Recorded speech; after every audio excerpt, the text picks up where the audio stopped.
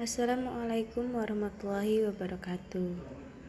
Teman-teman, mari kita belajar tentang interaksi makhluk hidup dengan lingkungannya.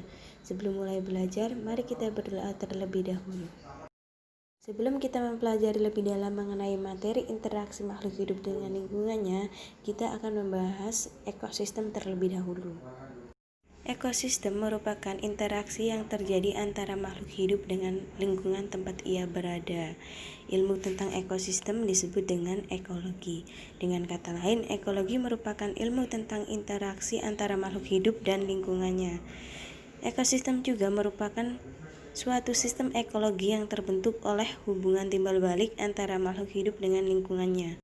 Komponen ekosistem terbagi menjadi dua, yaitu komponen biotik dan komponen abiotik.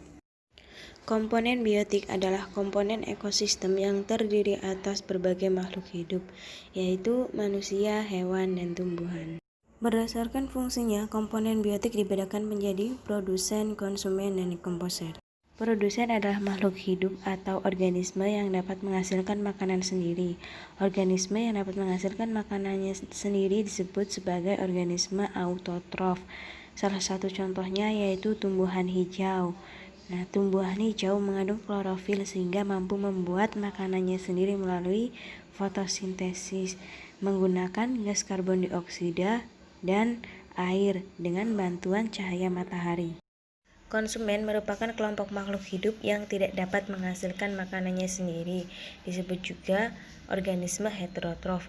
Berdasarkan jenis makanannya, konsumen dibagi menjadi 3 jenis, yaitu yang pertama, herbivore. Herbivore adalah kelompok hewan yang memakan tumbuhan. Contohnya yaitu sapi, kerbau, kelinci, kuda, belalang, dan kambing. Yang kedua yaitu karnivore. Karnivore adalah kelompok hewan pemakan daging. Contohnya yaitu singa, harimau, kucing, anjing, dan burung elang. Yang ketiga yaitu omnivore. Omnivore adalah kelompok hewan pemakan tumbuhan dan daging atau hewan lain. Contohnya yaitu tikus, ayam, luwak, dan manusia. Dekomposer atau pengurai adalah mikroorganisme yang berperan untuk menguraikan sisa-sisa makanan atau makhluk hidup. Bangkai makhluk hidup atau sisa makanan akan diuraikan oleh dekomposer menjadi zat yang lebih sederhana. Hasil penguraian akan meresap ke dalam tanah dan dibutuhkan oleh tumbuhan. Contoh dekomposer yaitu jamur. Komponen abiotik adalah komponen yang terdiri atas makhluk tidak hidup. Namun, komponen abiotik ini sangat penting bagi kelangsungan hidup komponen biotik. Tanah merupakan bagian dari lingkungan abiotik yang berupa daratan. Lingkungan tanah ini meliputi semua jenis daratan termasuk gunung, bukit, pasir, dan batuan. Tanah juga merupakan tempat hidup sebagian besar tumbuhan. Tanah merupakan tempat penyerapan dan cadangan air. Makhluk hidup membutuhkan tanah sebagai tempat tinggal, baik di permukaan maupun di dalam tanah. Tumbuhan yang berperan sebagai produsen umumnya hidup di tanah. Air merupakan komponen yang paling penting dalam kehidupan. Bahkan, air disebut juga sebagai sumber kehidupan, karena tanpa air makhluk hidup tidak bisa hidup. Udara merupakan komponen yang menyelimuti bumi. Udara yang menyelimuti bumi disebut atmosfer bumi. Dalam gambar tersebut, sisi sebelah kanan menunjukkan bahwa udara itu bersih, sedangkan pada sisi sebelah kiri menunjukkan bahwa udara tersebut tercemar oleh polusi. Suhu merupakan komponen abiotik yang tidak tampak. Suhu juga merupakan derajat panas pada suatu benda. Suhu dalam ekosistem sangat penting karena setiap makhluk hidup, baik itu produsen maupun konsumen, membutuhkan suhu yang optimal untuk hidupnya. Cahaya matahari merupakan komponen abiotik yang berupa sinar dan energi. Sinar matahari sangat diperlukan untuk menerangi bumi ini, sedangkan energi matahari dibutuhkan untuk aktivitas kehidupan di bumi. Selain itu, cahaya matahari merupakan energi yang dibutuhkan dalam proses fotosintesis tumbuhan. Dalam ekosistem, antara komponen yang satu dengan yang lainnya membentuk hubungan saling ketergantungan. Komponen biotik akan bergantung pada komponen abiotik dan komponen biotik pun akan bergantung pada komponen biotik lainnya. Dengan demikian, jika salah satu komponen mengalami gangguan, maka komponen yang lain pun akan terganggu. Berdasarkan gambar tersebut, komponen-komponen penyusun kolam saling mempengaruhi satu sama lain. Contohnya adalah semua makhluk hidup yang terdapat pada kolam memerlukan air sebagai habitatnya. Tanpa adanya air, maka tidak akan terjadi kehidupan pada kolam tersebut. Contoh lainnya pada tumbuhan air, seperti yang telah kita ketahui bahwa tumbuhan melakukan fotosintesis untuk menghasilkan glukosa. Selain itu, fotosintesis juga menghasilkan oksigen. Oksigen yang dihasilkan dari proses fotosintesis ini akan meningkatkan kadar oksigen terlarut di dalam kolam, sehingga membantu makhluk hidup lainnya untuk bernapas dengan baik. Simbiosis merupakan bentuk hidup bersama antara makhluk hidup dari dua spesies yang berbeda.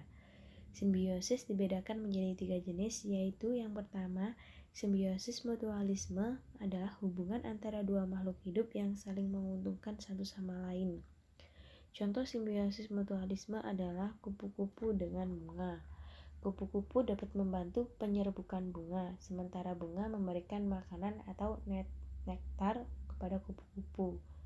Yang kedua yaitu simbiosis parasitisme adalah hubungan antara dua makhluk hidup di mana salah satu pihak diuntungkan sedangkan pihak lain dirugikan. Contoh simbiosis parasitisme adalah tali putri dengan tanaman pagar dan benalu dengan tumbuhan inangnya. Benalu akan mengambil makanan dari tumbuhan yang ditumbuhinya, sedangkan tumbuhan akan merugi karena makanannya diambil oleh benalu.